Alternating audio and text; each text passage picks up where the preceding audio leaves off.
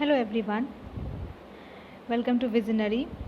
तो आज हम बात करते हैं कि इंडिपेंडेंस डे पे जो पीएम का भाषण था, प्रधानमंत्री मोदी जी का, उससे इम्पॉर्टेंट पॉइंट्स जो निकल कर आते हैं उसको आज हम डिस्कस करेंगे। बहुत ही कम टाइम में मैं आपको जो भी इम्पॉर्टेंट पॉइंट्स हैं वो मैं आपको बता दूंगी, जो आपके एग्ज़ाम के लिए काफ़ी रेलेवेंट होंगे।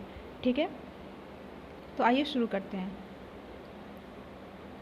पहला है कि 14 अगस्त को पार्टीशन हॉरर रिमेम्बरेंस डे के रूप में ऑब्जर्व किया जाएगा। ठीक है, 14 अगस्त को जो हमारा पार्टीशन हुआ था भारत और पाकिस्तान का, उसमें काफ़ी लोगों ने जान गंवाई थी, काफ़ी लोग की जान गई थी। उन्हीं के याद में, उन्हीं को रिस्पेक्ट देने के लिए, उनको याद करने के लिए ये 14 अगस्त को पार्टीशन हॉरर रिमेम्बरेंस डे के रूप में ऑब्ज़र्व किया जाएगा।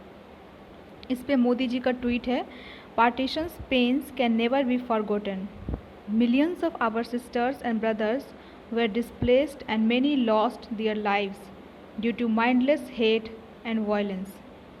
In memory of the struggles and sacrifices of our people, 14th August will be observed as Partition Horrors Remembrance Day.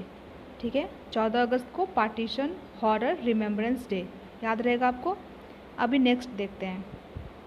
अगला है कि अभी जो हमारा ये अमृत महोत्सव है, आज़ादी के अमृत महोत्सव, वो 75 वीक्स का है। तो उसी के उपलक्ष्य में, उसी 75 वीक्स के अंदर 75 वंदे भारत एक्सप्रेस चलाए जाएंगे। और ये जो 75 वीक्स का, ये 12 मार्च 2021 से लेकर 15 अगस्त 2023 तक का ये अमृत महोत्सव चलेगा। और इसी बीच 75 यानी 75 वंदे भारत एक्सप्रेस चलाए जाएंगे, जो कंट्री के विभिन्न पार्ट्स को कनेक्ट करेंगे। और ये वंदे भारत एक्सप्रेस जो है, ये एक इंडिजिनस यानी अपने देश में बना हुआ सेमी हाई स्पीड ट्रेन है। ठीक है, अभी नेक्स्ट है जो सबसे इम्पॉर्टेंट है और काफ़ी अच्छी बात है कि girls will now be able to study in Sainik school. जैसा आपको पता है कि अभी तक सैनिक स्कूल में केवल बॉयज़ को दाखिला मिलता था, लेकिन अब से लड़कियां भी सैनिक स्कूल में पढ़ पाएंगी। वैसे मैं आपको बता दूं कि मिज़ोरम में ऐसा उन्होंने एक्सपेरिमेंट किया था 2-2.5 साल तक गर्ल्स को सैनिक स्कूल में पढ़ाने का। फिर जब ये एक्सपेरिमेंट सक्सेसफुल रहा तो अब उसे पैन इंडिया में लागू कर दिया जाएगा, यानी कि अब गर्ल्स सैनिक स्कूल में पढ़ पाएंगी।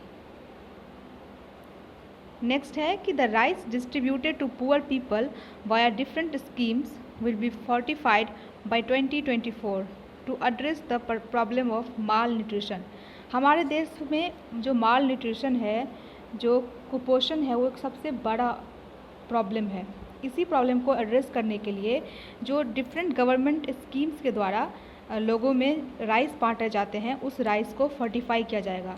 फोर्टिफाई करने का मतलब होता है कि उसमें माइक्रो न्यूट्रिएंट्स ऐड किए जाएंगे, जैसे कि विटामिन B12, फॉलिक एसिड और विटामिन ए।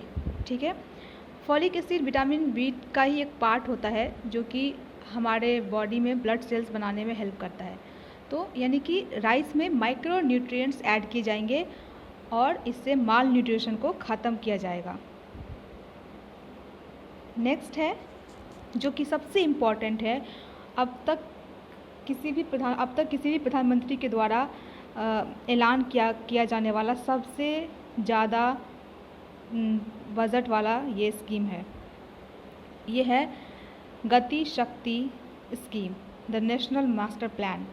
ये जो प्लान है ये लगभग 100 लाख करोड़ का होगा और ये होगा हॉलिस्टिक इंफ्रास्ट्रक्चर के फाउंडेशन को बिल्ड करने के लिए, मतलब औद्योगिक विकास के लिए। एक तरह से इंडिया को एक औद्योगिक हब बनाया जाएगा। इसमें ये होगा कि हमारा जो इंफ्रास्ट्रक्चर है उसको बहुत ही मजबूत, सुदृढ़ बनाया जाएगा और औद्योगिक गतिविधि को भी बढ़ाया जाएगा। इसके तहत क्या होगा कि नई नई सड़कें बनेंगी, रेल परियोजनाएं आएंगी, ताकि जो ट्रांसपोर्टेशन में समय लगता है उसको कम किया जा सके। और मैन्युफैक्चरर्स जो है हमारे लोकल मैन्युफैक्चरर्स, उनको ट्रेन किया जाएगा कि वो ग्लोबली कम्पीट कर सकें। यानी ये एक बहुत बड़ा मास्टर प्लान है जिसके बारे में आगे और डिटेल्स आएंगी, गवर्नमेंट की तरफ से डिस्क्लोज़ की जाएंगी, तब मैं आपसे डिस्कस करूँगी। लेकिन इतना समझ लीजिए कि गति शक्ति स्कीम एक बहुत बड़ा मास्टर प्लान है। तो ये था हमारा सबसे इम्पॉर्टेंट टेक अवेज आज के पीएम के भाषण का। आई होप आपको पसंद आया होगा। तो मिलते हैं आपसे अगले वीडियो में and thank you for watching.